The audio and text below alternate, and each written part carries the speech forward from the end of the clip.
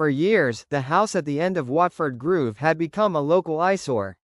Ivy crawled up the crumbling brickwork, and the once beautiful 2-acre garden had grown wild, swallowing the land like a green beast. The owner, Mrs. Hathaway, was rarely seen, an old widow with a haunted look, who barely spoke to anyone. Some whispered that she had lost her mind after her husband, Gerald, had vanished nearly a decade ago. One drizzly afternoon, Hayden Kenny, a retired handyman, decided to do a good deed. His sister, who sometimes checked on Mrs. Hathaway, mentioned how she struggled alone, and Hayden, feeling a pang of sympathy, took it upon himself to help clear some of the garden.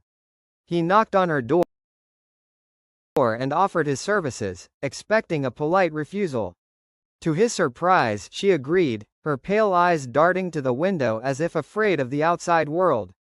"Just be careful," she muttered before shutting the door. Hayden got to work, hacking through the tangled brush with a machete.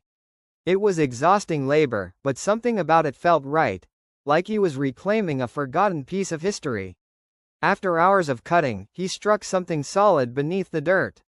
At first, he thought it was a buried stump, but as he dug, the shape became unmistakable, a ribcage.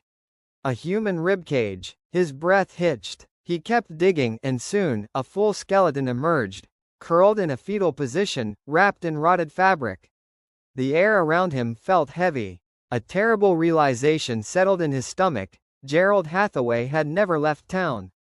The police swarmed the property that evening, the flashing lights casting eerie shadows across the unkempt garden. Mrs. Hathaway watched from the porch, silent, her fingers trembling as she clutched her shawl.